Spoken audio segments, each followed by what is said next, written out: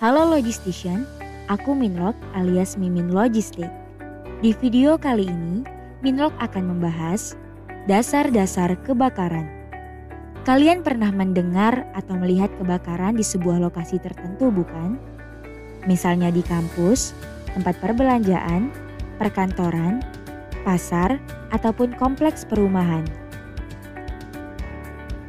Apakah Logistician tahu bahwa kebakaran bisa terjadi jika beberapa indikatornya terpenuhi? Nah, sebelum itu kita akan membahas lebih jauh tentang kebakaran, maka Minlog akan memberitahukan tentang apa itu kebakaran. Kebakaran adalah reaksi oksidasi eksotermis yang berlangsung dengan cepat dari suatu bahan bakar yang disertai dengan timbulnya api atau penyalaan. Lebih mudahnya, kebakaran dapat diartikan suatu kondisi di mana bangunan pada suatu tempat seperti rumah atau pemukiman, pabrik, pasar, gedung dan lain-lain dilanda api yang menimbulkan korban jiwa dan atau kerugian secara material.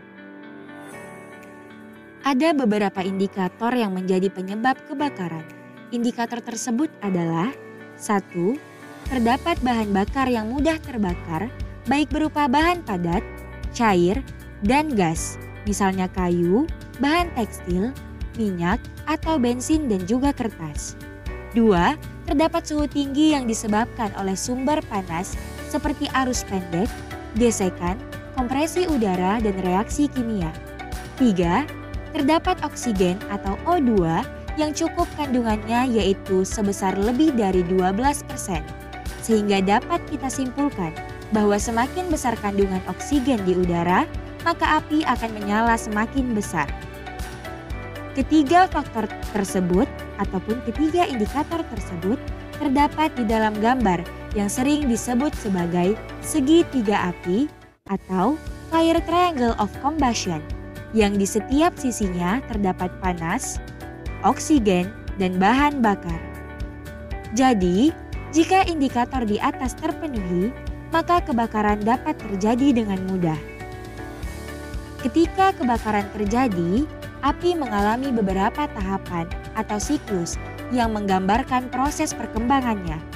Tahapan-tahapan tersebut ialah: pertama, tahap penyalaan, yaitu api muncul di dalam ruangan dalam keadaan yang masih relatif kecil.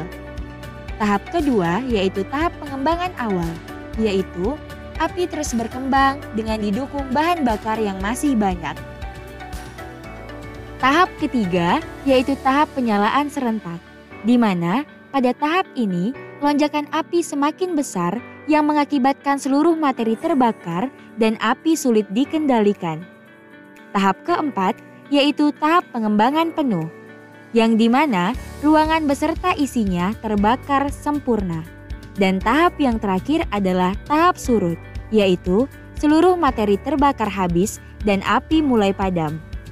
Tahapan inilah yang akan dilalui oleh penyalaan api.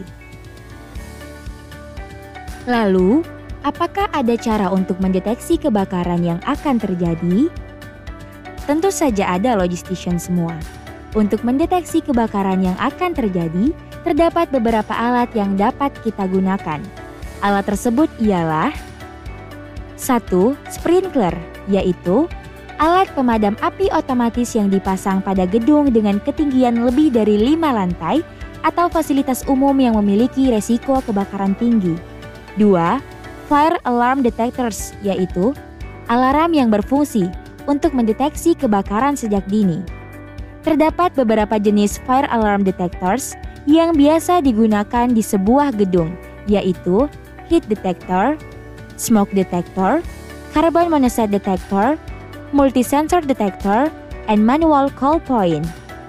Alat-alat tersebut adalah alat yang seharusnya terdapat di setiap gedung dengan resiko kebakaran yang tinggi.